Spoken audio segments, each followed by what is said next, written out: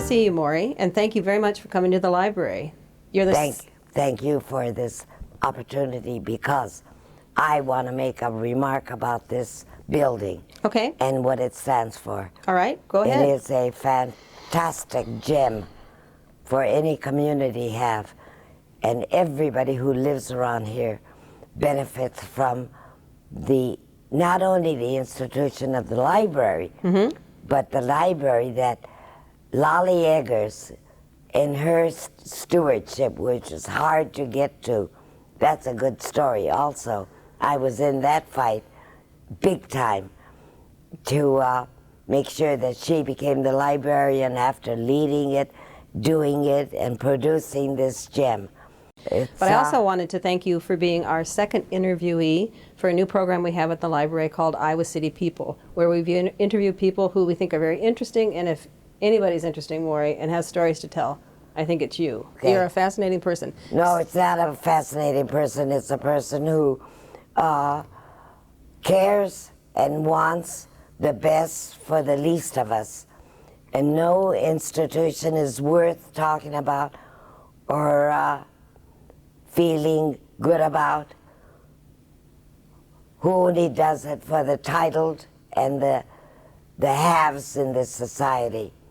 It's the institution that helps and brings up the least of us up from our status, and the library represents that. And the Iowa City Library is a jewel. We think so too. But back to you. Okay. I know you don't really want to talk about yourself, but I want you to talk about yourself. So let's talk about the beginning of your life. So where did you grow up? Sacramento, California. Tell me a little bit about your parents, their names and where they came from. Wasapuro, father. Yoshi, mother. Immigrants in the late 1700s, I guess. They came here by 18-something. The late 1800s? Yeah, late 1800s. And they settled in Sacramento? Sacramento, because that's where the Okayama Ken is like a neighborhood state, you know, in Japan. They have clusters. And there are a lot of other Okayamans already in Sacramento. You have brothers and sisters? Did you have brothers and sisters? Yes, I had 2 brothers and 1 sister. I thought you had 3 brothers. No, 2 brothers. Well, 3, yeah. Because you have a very good memory. I have a very young brother that died in a unfortunate accident. My father driving the truck, and he was sitting on the ledge of the truck, and when my father swerved to stop hitting a cat, he fell off, hit his head on the trolley tracks on the ground. It must have been a traumatic experience in your family. He was 7 and I was 8, and my memory of blood all over, and my father picking him up, put him in the on his lap and drove. So back to your brothers and your sister. Where do you fall in the family? I'm the second oldest. You're the second oldest. And I had an older brother. You're very smart older brother? I think you told me that. Well, he was academically, you know, very sharp and able, and but that was the only area in which he excelled. Personality and humanness and kindness, and you know, he just acted the firstborn male child acts like, selfish, demanding, and taking whatever his role as a firstborn. And that's an male. important role in Japanese society. Of course, it is. And then as the secondborn, as a girl? No, as a girl. As a girl. It has nothing to do with what status. So Girls if you were are firstborn, just not, you know, they're only good for marriage. Only good for marriage. Oh okay. yeah. And my father, knowing my personality and aggressiveness, already doomed. He says, I can't get rid of this girl. What am I going to do? Yeah. So what did your mother and father do as an occupation? Well, my father was in those days, they called him drayage man. He finally, by the time the war came, 1941, he owned a truck, and he delivered packages and equipment and stuff from stores where people bought them and delivered it to the home, or picked it up at the railroad station and delivered to the stores. That was his job. My mother worked in the canneries, the Del Monte canneries in the tomato season, did a lot of cannery work. But besides that, because she was a Japanese school teacher in Japan. Oh, I didn't. You never told me that, Maury. Oh, yes, oh, yes. She taught Japanese classes in the after school. We went to the public school. 3 o'clock, we had to rush out of there and get to the Japanese classes at 3:30. And where were those classes held? In the basement of churches and stuff, you know.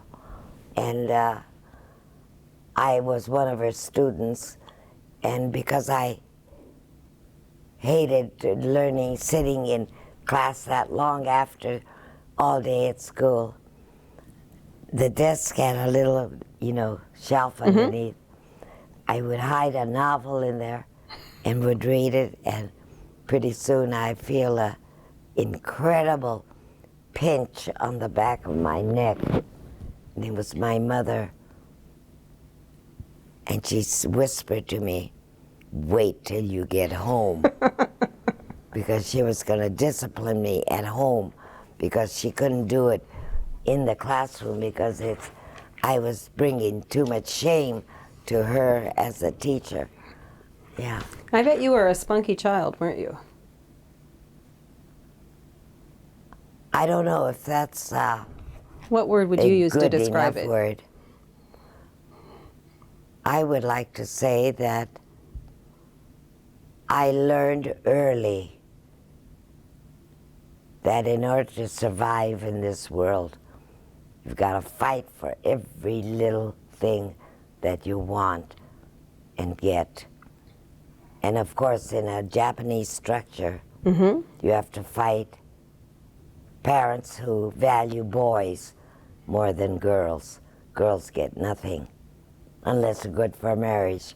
And I was never, from the time I must have been born, a product that any other sane Japanese man, because that was the only anticipation for That you would marry another parents, Japanese that I person. would marry a Japanese, would take this mouthy, aggressive, and feisty, you know. Confident. I think that might be a word to say. Oh, that's a nice word, but that was never thought of by the parents.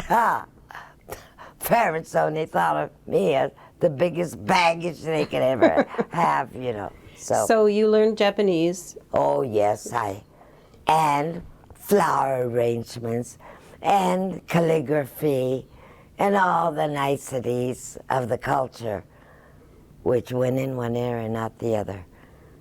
Well, there's nothing wrong with that. So Nothing wrong Nope. with that. Now I am sorry that I didn't absorb more, because it is a beautiful culture. There's no doubt about it. So you went to school in Sacramento. Right. And then Following a brilliant brother, so I did the opposite. My grades in school, they used to do ABCs, you know. My grades never went up above C, and mostly C's and D's, and an occasional F, you know. just throwing that in there. So what happened when Pearl Harbor was bombed? You were Japanese living in Sacramento. Coincidentally, a bunch of us Baptist school kids had visited another Baptist church, and we were coming back from that church I think it was in the early afternoon. And then when we saw people pelting us with rocks and things. And we said, what is going on? And then the leader of the busload said, I don't know. So when we got to the church, December 7, Pearl Harbor attack, that's why that happened. And so that was our first, exposure to the Pearl Harbor attack. So after the attack, you lived in Sacramento for how much longer? Several months. And then what happened? And then the thing is, within several weeks, the Army military jurisdiction under some general put us under what was called the martial law, regimen, which meant you could not leave your home before 6 o'clock in the morning, and you had to be back at home at So there was a 6 o'clock. curfew imposed. So we were militarily guarded, and we could not be out on the streets after that. And people could go to work or go to school or whatever. And that's what we did for several months, because I think we were evacuated in March or April of 1942. And then where did you Yeah. go? Where was your To internment? Lee Lake concentration camp, In, Northern California. and what was that like? I mean, did you It live was in an Army barracks place, and we lived in Army barracks. Each family got a room. I don't know how big it was. No bigger than, but smaller than this. 6 in the family, and you got that room. So your mom and your mother and your father And 4 kids, your older were brother in and- that. But we managed to find a bachelor who was a neighbor of ours, and he became the uncle in the family. And so with 7, you got 2 rooms. Oh, And so we got 2 rooms, and the adults lived in one, and the kids lived in the other. so how old were you when that happened? Well, you figure it out. I was born in 24, and I'm 1942. So you went to school while you were there at the internment camp? What irony. I learned about the Japanese American history, lessons in the camp.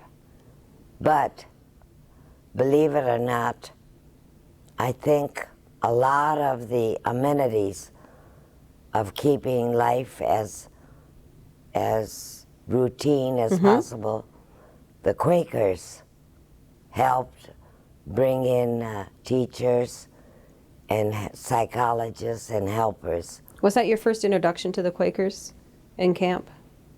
Yes. And that they've was made my- an influence on your life too, right? Oh, yes, because they were the first ones that urged the War Department to allow students to leave the camps to go back to school in the East.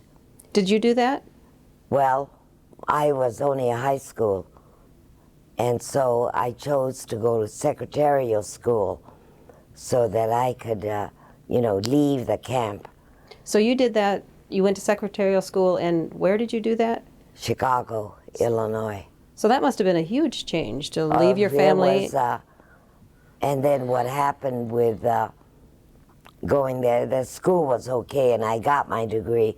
It was called the Gregg Business College, which was later absorbed by Northwestern University. Greg, G-R-E-G-G, G-G, like in yeah. the shorthand? shorthand, Oh yeah. yeah, I remember those Greg Yes, Greg yes, books. yes. And I learned it all because I was going to be a court reporter. Oh, make okay. more money. So I learned all that, and I graduated with that degree. But in order to live without cost, because I had no money, the Friends found households to take the Japanese out of camp. The Quakers so that did. we can, go to, school, but have with very little duties.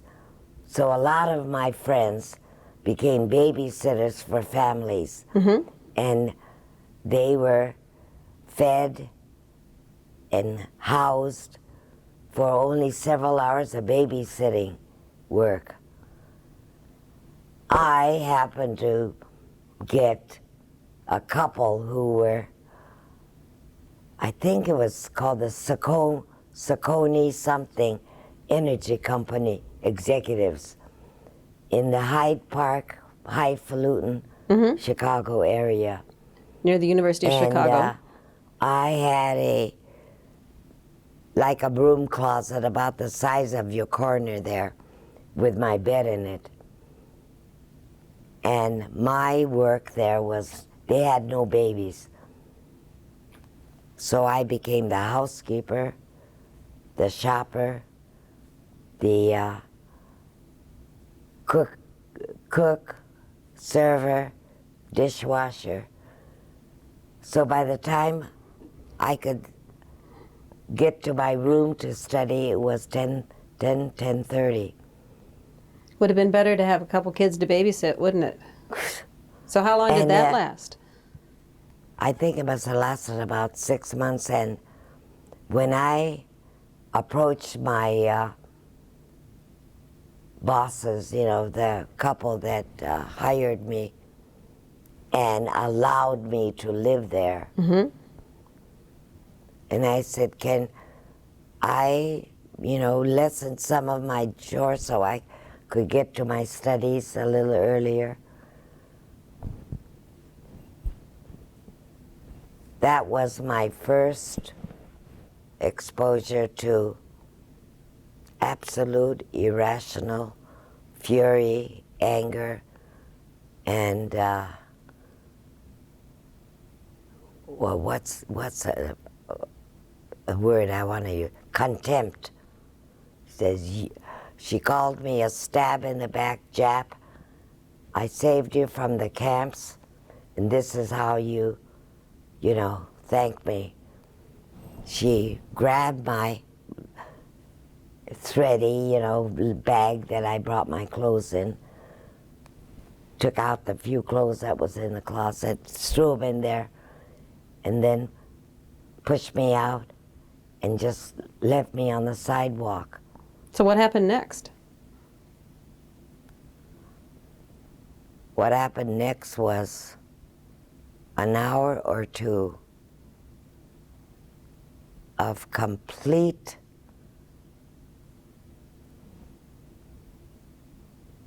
fear, loathing, helplessness,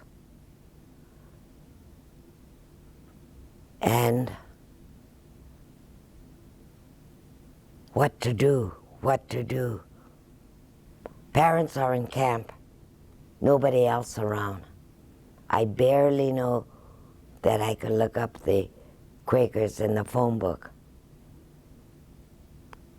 And I called them up and they said, we will send someone over to pick you up. Wait right there. So it took them another half hour, an hour to get there. So I stood out there for several hours after I had been evicted from this home that I came out of the camp to live in. And then I despised the fear I had about being completely desolate, alone, no help. Where do I go? What do I do? Standing on the sidewalk with my raggedy belongings in that bag, I said I would never allow myself to feel this helpless and afraid. I said I can always scrub floors, I could wash dishes, I could do anything to get a few pennies to live and do. And that was my awakening, that I was not going to let any external forces shape my life and who I was and what I was going to be doing. So then, not to move too quickly ahead, but how did you get from Chicago to Japan? So when I finished college, Gregg Business College, my parents by that time were out of the camps, and they were The war was living, over, right? Well, it was just before the World War II ended. And my brother, who was an architectural student, was attending Washington University in St. Louis, and he got my father a job as a gardener, and so they could be leaving a camp with 2 little kids and live in the upstairs of the garages where they often lived, you know. A carriage house. Yeah, carriage house, yeah. In St. Louis. So they left Right. California and went to St. Louis. Then went You were to in St. Chicago. Louis, yeah. And then you joined them in St. Louis? And then I joined them in St. Louis. And in St. Louis, because it was before the end of the war, and because I had secretarial skills, I started working for the federal government. So you'd been in an internment camp, and then the war was still on, Right, and you were working for the federal government. right. And There's a little irony there, right? you'll see more of the irony in just a few moments Okay. here. So I'm hired by the Fair Employment Practices Commission. They were the equal opportunity people who were making sure that the blacks in St. Louis, of which there was, I think, the third of the population, weren't getting the big factory jobs that the war industry required. And so they had lots of cases to process, sue the companies, stop, you know, the contracts so that they would start. So that's how I got into civil rights, you know, work and everything. So Being working for the federal Right. government is now getting ready to occupy Japan. war's over. War's over, and they want to hire all kinds of supplementary staff to go there, so secretaries will get 20% more pay for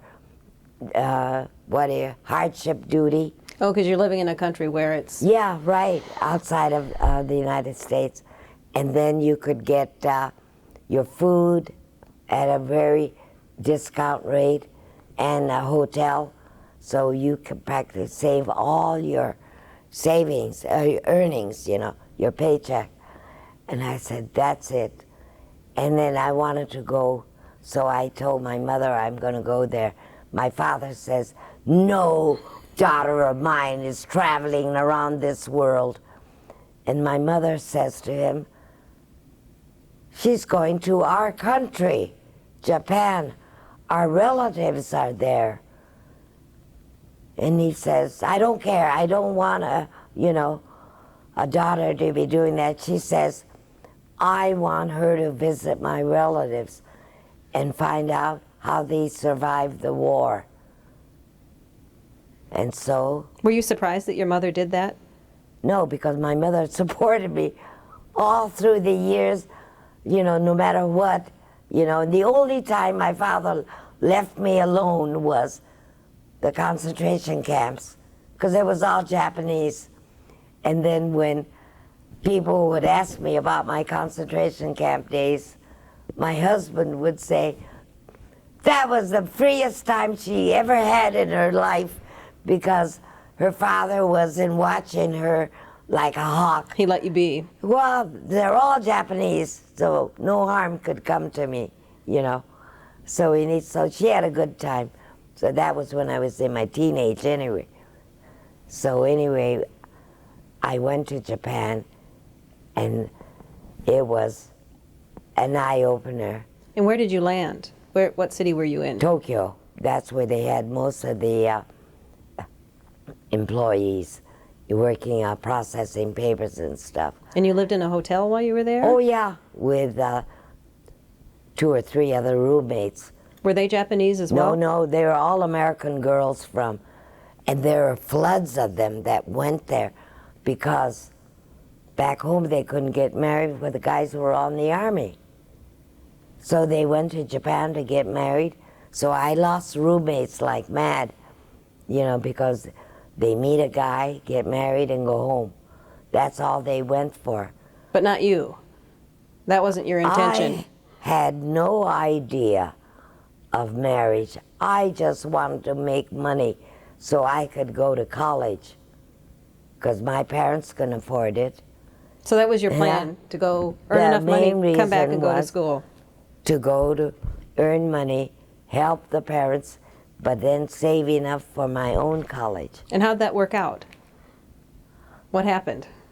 Oh, you mean you're talking about meeting up with Anthony? Yes. Oh, yes, okay. Would you like to talk about him? That is the start of my absolute fairy tale life. Talk about serendipity. I'm dating a guy whose boss, who's going to be my husband. He says, I want you to meet my boss. He's a neat guy. So we go to the roof garden of the Daiichi Hotel. You know the Daiichi Hotel is famous? Frank Lloyd Wright building. Oh, really? For the Japanese.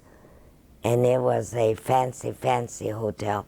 That's where all the higher mucky mucks were housed. And that's where my husband lived because he was one of the high mucky mucks. He was an attorney, is that right? Because he was already an attorney there when he was in the war.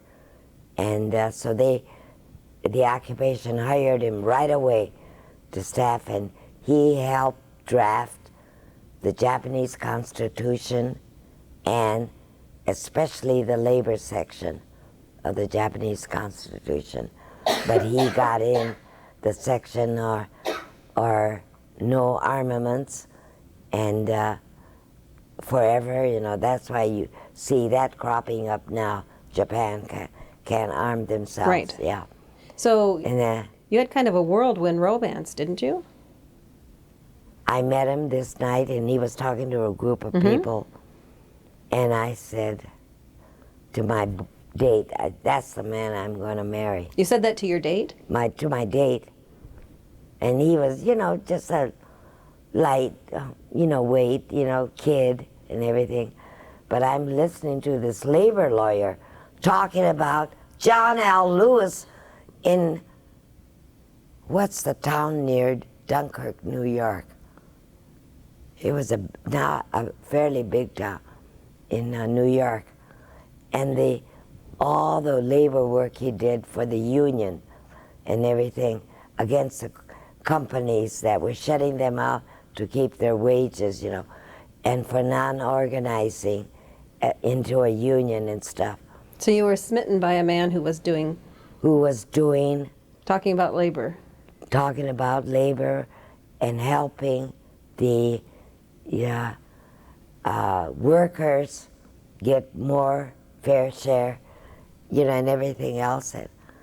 And I said, that's the man I'm going to marry. And then, when we got together, in 3 weeks we dated, all in the evening because we were both working. And then he'd bring me back my hotel because the general forbade any kind of what do you call it, fraternization, he called it, between, and because I looked Japanese, you know, the GIs couldn't be seen with a Japanese girl and everything. So he says, I've got to be careful. They already want to kick me out because of my work on the labor. This is Anthony. Labor section. He was too liberal for them. So any excuse will do. So then we got married. After 3 weeks? After 3 weeks. Did you tell your parents ahead of time? No. Nope. So how much longer did you stay in Japan after you were married? 2 years. 2 years? Yeah. We had a baby right away. In Japan? A year later. And who was that? Was that your son or your daughter? My son, yeah. So you spent 2 No. more years in Japan, and then you ended up back in California, am I right? Well, he went to University of California So to get let me get the this. GI Bill, don't forget. So he had a law degree already. Already, yeah. From Syracuse. That's why he had such a high salary position in the occupation. So why didn't he want to be an attorney in the United States? Because he didn't want the practice of law. Okay, so what did he decide to do? It took him a long time to decide, do I do it through religion? Do I do it through sociology? Do I do it? What affects the life of a human being on this earth, whether they're born in Africa, United States, Asia? He decided it was economics, is where each individual in the world lands in a stratum of society because of economics. And how long were you there? 4 or 5 years, I forget. So he got So Anthony got a PhD in PhD at University of California after his law degree. Cornell University law degree. So then what happened? He gets his PhD from Berkeley, University of California, Berkeley. Yeah. And then what happens next? And then he got next? offers from Berkeley, from Harvard, and other places. He says, I don't want to go to high pressure places. I want to go someplace where I can really teach. And where was that? Iowa. But he thought he was going to Ames. Oops! He thought he was going to Iowa State. Yeah. Oh, that's Because interesting. that was more of a liberal arts school than, or I don't know. There was some mix-up, and he thought it was going to Ames, but it was Iowa City. So you had another child by that time, am I right? Yes, yeah, because we had the child in California. Your son? When he was, no, son was born in Japan. Daughter was born in San Francisco. And what are the names of your children? It's kind of interesting. You like to confuse people a little bit, I right? know it. Mori, and Tony. And Tony is? The girl. Yes. And Mori is the boy. And you're Mori, and your husband And then- was Tony. Well, when we were naming the son, he says, this is getting me too much. He says, everybody names their boys after the father. We're going to name them after you. So your name will continue on. So he wanted to make sure that Mori Constantino was as prominent as Anthony Costantino. Good for him. Yeah. So He was a feminist from the very first order. it's like a perfect match for you. I know it. So you end up in Iowa City. What year was that? It must have been in 1950, maybe 54. No, 54. 54. Because in 1960, we bought that house. The house you We're live in living now. in, yeah. Which is pretty remarkable, isn't it? It is, yeah, and still there. Oh, yeah. Yeah. On But Brown Street. I'm in the middle of, civil rights and other things, And he does all the house hunting, furniture hunting, while he's downtown, in breaks from his classes and everything, just so I could be free to do my agitating. Well, And let's talk about your life in Iowa City. So you have 2 little kids, Yeah, right? So Right. you're staying at home with the kids, with your children? somewhat, yeah. Or were they in No. school by that time? The son was going into first grade, and I remember the kindergarten. And I remember the first Christmas that he was in school, and Did he go to Horace Mann? horseman. And then he came home one day and he says, I didn't have a toy to bring. And I said, well, what are you bringing a toy for? He says, well, the teacher said to bring a toy. And I went to ask the teacher why should he bring a toy? We let the kids bring in one toy that they liked and share and tell. I said, what about the kids who don't have toys? And they said, well, never thought of that. I said, I object to that, because that means some kids will be left out because they don't have a toy to bring. I don't want school system to do anything that will segregate out the needier kids. And so that was my first foray into stopping this procedure at the school for... So that was your first activism in Iowa City? Yeah, and that's when the school board had to decide about holidays. And they used to still call Christmas holiday and stuff, and they had to stop using that term. They had to call it I think solstice or something, some generic term for the break, you know, in the school attendance time. But that was my first foray. In Iowa City into activism. And then the other thing that I resented too in the public school system, that all kids had to have a uniform they change into for gym classes. And I said, what if the kids can't afford, you know, an outfit? Why can't they use their own clothes, you know? And so that was my second foray. So did you do that all by yourself, or did you get people to help you? I think I did all those kind of, what I used to call whining, you know, by myself. I wasn't into organizing and doing things yet, but I just wanted to erase favoritism and special treatment no matter where I was. And I realized that even though I am a minority, I didn't suffer as much as blacks or Chicanos and others, you know. For some reason, the societal breakdown was such that the blacks really got it and, you know, being smashed down. So how did you get involved in organized when we activities? First, the Quakers wanted to take some of the kids from the state of Virginia schools who were forced. State of Virginia turned their public school system into white students only.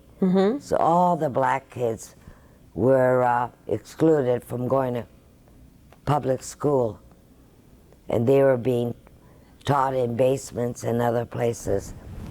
And the Philadelphia Quakers decided to organize and take some of those black kids out of the Philadelphia schools, Virginia schools, and place them elsewhere in the country.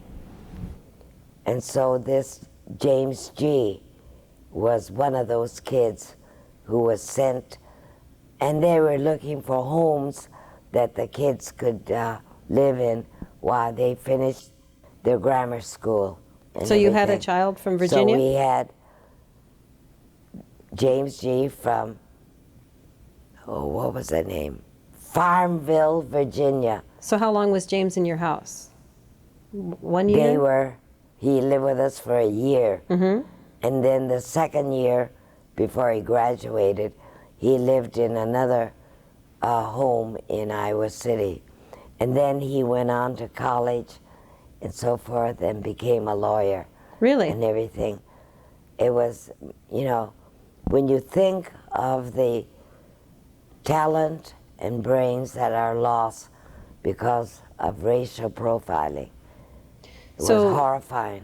Were you involved with the Democratic Party at all? A little bit of here and there.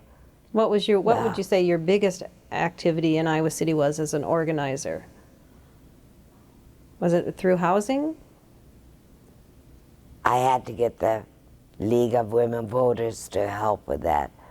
We made a survey of all the thousands of landlords. If a person rented rooms in their house, but rented to more than 3, if they had 4, they were a landlord. And there are hundreds of them, besides the little apartment houses. It wasn't as full of the apartment houses. Right. A lot of people had rumors in their house. And then that printout of landlords was umpteen long. And the league organized women to go out and interview these landlords. And they would just ask generic questions about how many roomers you have and this, that, and the other thing. And then after the official interview was finished, they were engaged in a conversation about what it's like to have a black or an Indian or something roomer. Does it, you know, they just start a conversation. Then out comes pouring the racial, you know, dislike of the kids, you know. They only do it because they need to get the rent and everything, but they smell or they do this or do that. And there was all kinds of misinformation about the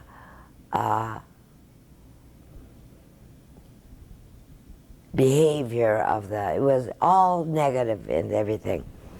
But anyway, that's result of that interview by the League of Women Voters of all the people who rented rooms culminated in passing the fair housing law way back in the 60s. In the city of Iowa City or something bigger? In the city of Iowa City. And then we were the leader in the state to have a fair housing ordinance. Iowa City was? Yes, before the state, you know, passed a state law. But black professors who came here could not buy houses because they were redlined, it was called. Mm-hmm. They were given higher interest rates, higher prices. They were absolutely treated, you know, disparately from the white buyers, you know. And so we tackled that whole thing. And I don't know how it happened. Maybe it was Tony, but somebody said, you can't get up and make that pitch to the city council. The message will be lost because you're already known as a rabble-rouser. They're not going to hear your message. You got to get a realtor to get up and make the pitch. And I said, not a bad idea, Tony. And he says, yeah. Because as a union worker, he realized the message was often lost in a certain, you know. So during your times of being an activist, did he help you? All the time. And his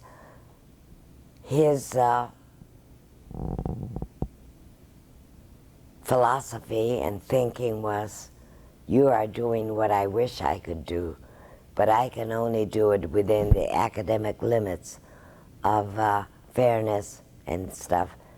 And I want to change the world to help the least, you know, able, but I have to do it within confines of academia.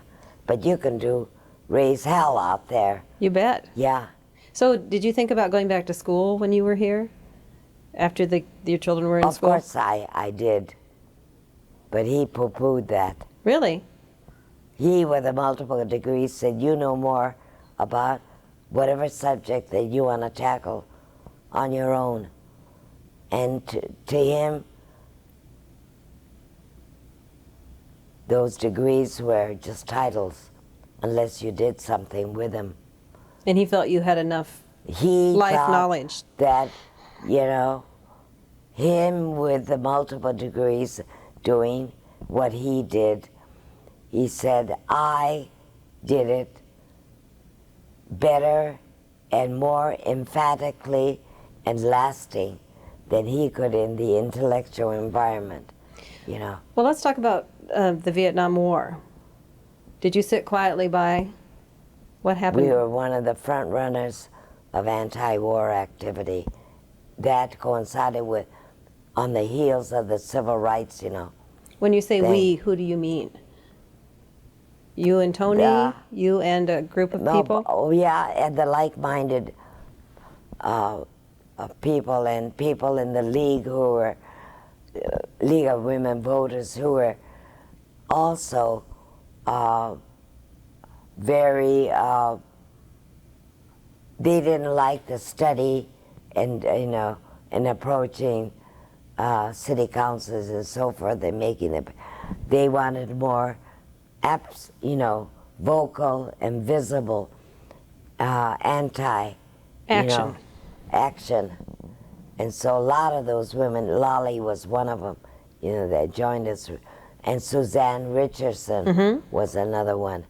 There are a lot of league people that joined me, and I can't remember Jean Lloyd did. Then, of course, don't forget the International Women's Year. Well, let's talk about that. Oh, well, we're jumping way ahead. That's all right. Yeah, that's 74. What Yeah. happened at that? Jimmy Carter Where was funded Right?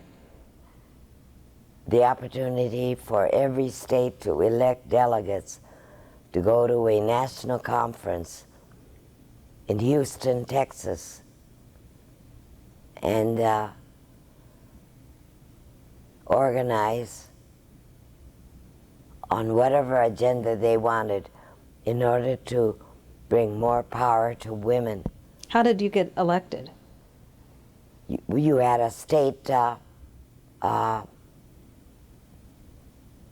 conference, and Jean Lloyd Jones was the head of it, and I helped her organize how she was going to arrange the delegates to get to the state meeting.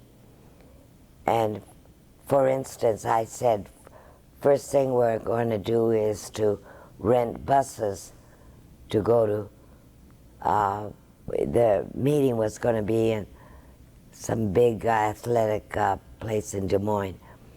Veterans I said, we're gonna Memorial? get, Is it at buses Vets? for Davenport, Muscatine, and then I had her talk to church people, encourage them to send women to this 2-day conference, all paid for by Jimmy Carter and his appropriation, hotel, meals, and everything.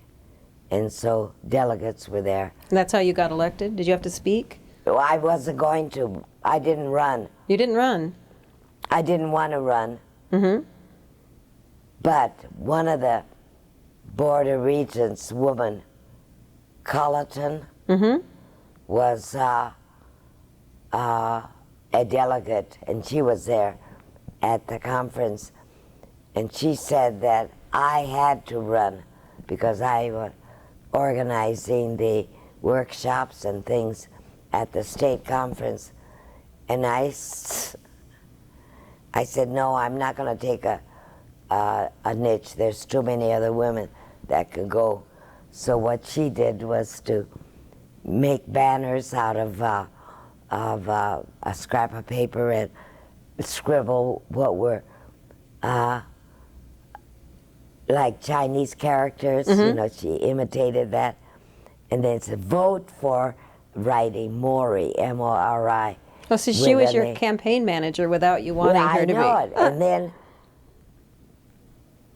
that smart woman put the signs in all the bathrooms. So every woman who went to a bathroom saw that sign. And you were elected? So I was elected. So so you went to Houston with another group, with the group of Iowa women delegates? Right. We flew out there, That's how Jimmy Carter arranged it. So Jimmy Carter was president at this time? Yes, and he appropriated enough money for each state to have, so California had hundreds of delegates. So it was based on population? It was based on Democratic population. And then Iowa had about 124. I've got all those files in my basement. I hope it didn't I get thought all your waterlogged. files were at the Women's Archives. Huh? I thought all your files were at the Women's Archives. Except for that. The International Women's Year thing is all in my basement, I think. I haven't been down there to see it. Well, maybe we could take it to the Women's Archive. But maybe we can, yeah. And add to Okay. that. Because I think that's an important thing that you've Oh, done. yes, Not yes. only have you been an active woman all your Yeah. life, but you've left your papers Right. to the University of Iowa Women's Archive so Yeah. that people will be able to study them. Right. Well, yeah, who cares? Oh, I think Yeah. you're too modest. I think It's not modesty, it's just inertia. I don't want to have anything to do with it. You know, I've done it, it's finished. Hopefully it's going to be, you know. And then comes Trump. Oh, God. so. We have to reactivate all over again. In our conversations, you've talked about things that your husband has said to you that you felt were really important.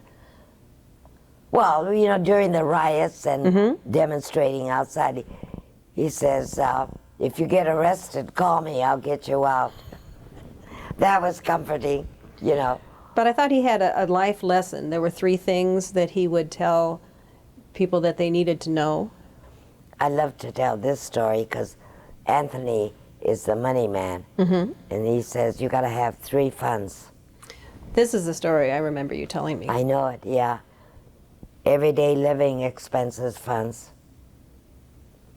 Rainy day funds for when you retire. And then a 3rd fund called FY fund. And then the kid said, what is that? And then the father says, that's a fuck you fund. And then the son says, why would you have that fund?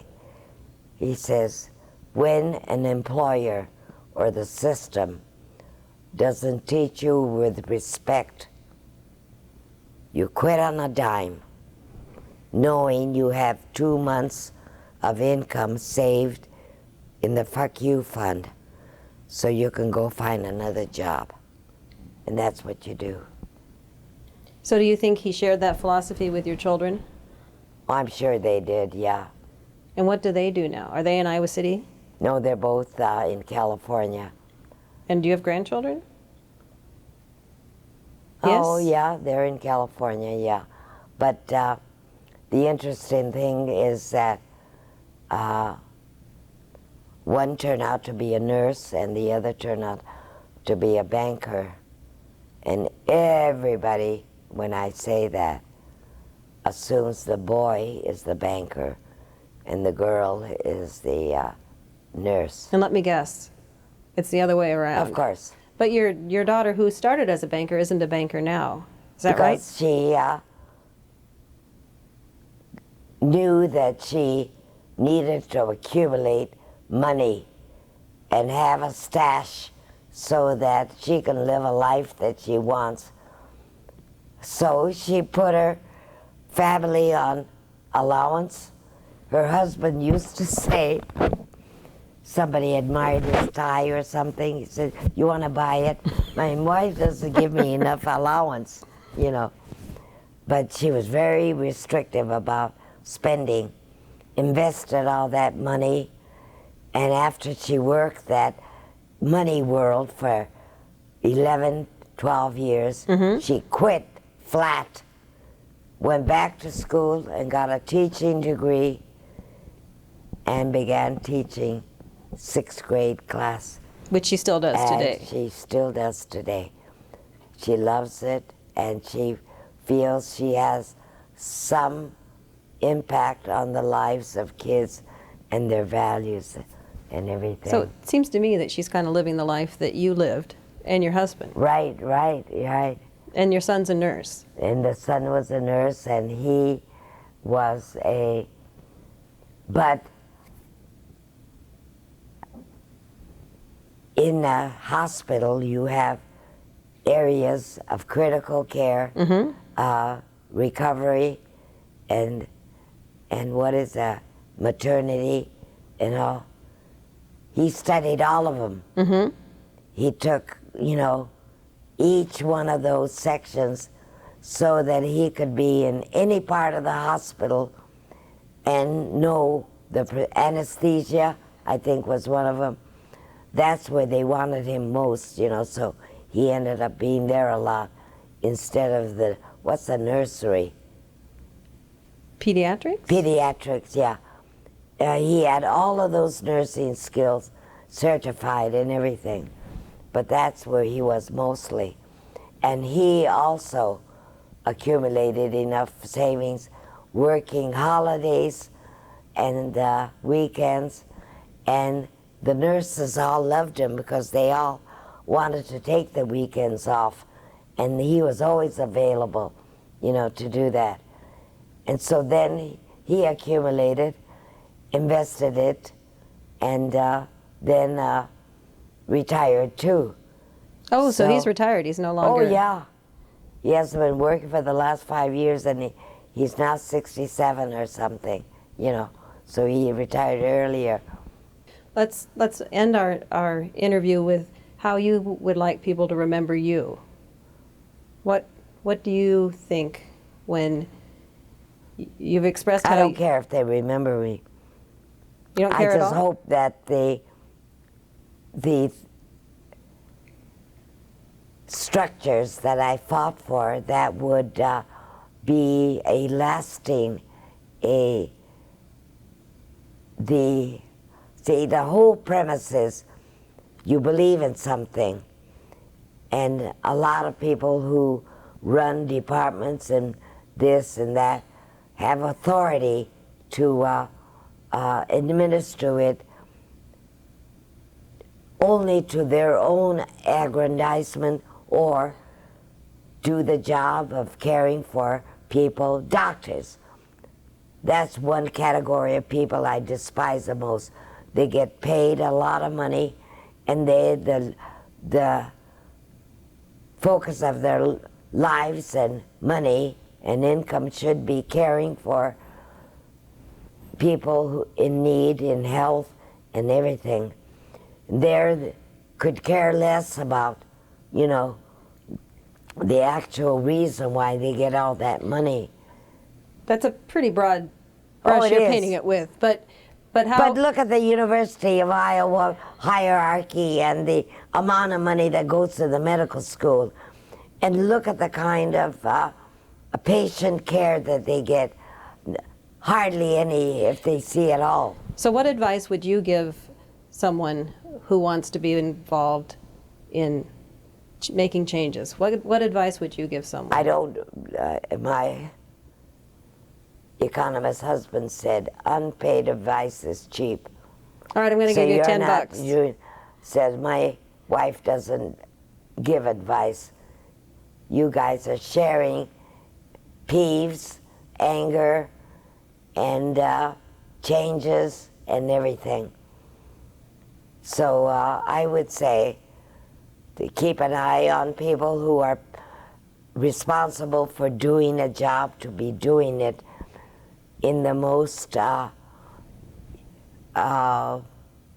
egalitarian, spread it from the top to the bottom, and the bottom being emphasized more because they need more of the governmental and institutional support to survive and get out of the basement up into the world. Because his philosophy was the goodies that are so vastly available in this country, not being shared by so many at the bottom who never get the chance, was the worst evil of all. And he wanted everything done to knock down the walls of that, you know. As did you. Well, so, you know, I don't know if I did or not, but that is, I still get, you know, if I see it, I know it. And Right. I hate it. Do and something I about it. Voice it, and I, you know, there's not much more organizing energy left in me to do it, but, you know, there's a lot of this women's movement this time. That march on Washington was beautiful. If half of those women get, and I think they have, go home and see the inequities and the cruelty in the structure of all that they are living among, and try to break down those walls. Change will happen. Yeah. Well, hopefully some improvement, as minuscule as it may be, little by little we may chip away Right. at, because the haves are not going to give up easily, you know. And then the imbalance now is so great. It wasn't that great 50 years ago. It is vast now. In Well, Wall Street and the money, you know, banks and everything. Well, you may not like praise, but you have been an inspiration to me. So thank you very much for this interview.